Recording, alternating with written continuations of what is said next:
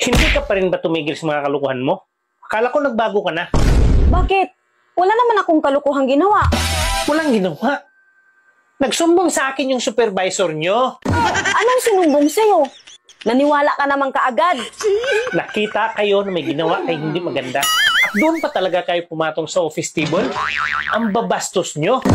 Bastos? Ano ba yung bastos?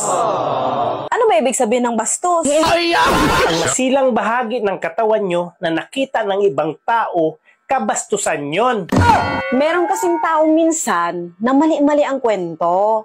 Kaya huwag ka basta-basta maniniwala. Paano mo nasabi na mali-mali yung kwento? Nakita nga kayo. Kaya nasabi ko mali-mali ang kwento kasi wala naman kaming kabastusan na pinakita sa kanila. Hindi ba kabastusan ang pinakita nyo na nasa ibabaw kayo ng office table? Walang bastos dun kasi wala naman silang nakita. Nangangatwiran ka pa talaga? Nakita nga kayo nasa ibabaw kayo ng office table eh. Oo, nasa ibabaw nga kami. Pero hindi kabastusan yun. Oh, kita mo? Umaming ka na. Paano mo nasabi hindi kabastusan? Walang bastos dun. Wala naman silang nakita. Paano mo nasabi na wala silang nakita? Paano nila nakita? Nakatakip kami ng kumot.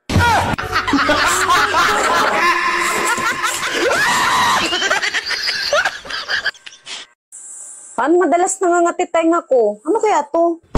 Ibig sabihin yan, marami ka ng tutuli. Puro ka kasi scatter. Tsaka yung labi ko, nangangati din. Ibig sabihin yan, may sinubo ka na hindi mo hinugasan. Katangawan ang ibig sabihin yan. Tapos yung ilong ko, nangangati din. Saan ko kaya ito nakuha? Ibig sabihin, ang pangangati ng ilong mo ay inamoy mo muna bago mo hinugasan.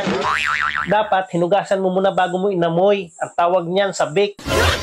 Pati ba naman leg ko? Napakakati din. Ang ibig sabihin niyan, nahalikan ka ng taong walang toothbrush. Ang tawag niyan, tigang. Bakit yung likod ko hindi naman makate? Masakit nga lang. Pag masakit ang likod, ibig sabihin, lagi ka nakatihaya.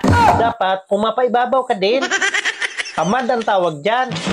Tsaka yung buong katawan ko, pag sinumpong, napakakati talaga. Isang buwan ka kasi walang ligo. Ang tawag niyan, kadugyutan. Bakit sa akin nangangati? Araw-araw naman ako naguhugas. Pagka ganyan, naglalandi yan. Ang tawag niyan, inhit.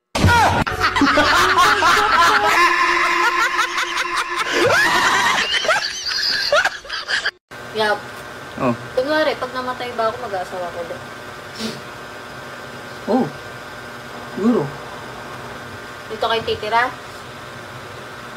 Oo, sino titira dito? Sayang naman. Sino maglalaban ng mga damit mo? Baka siya na. Siya na siguro. Papasuot mo sa kanya mga damit ko? Hindi, small ko medium yun eh. Sino medium? Kapag nakita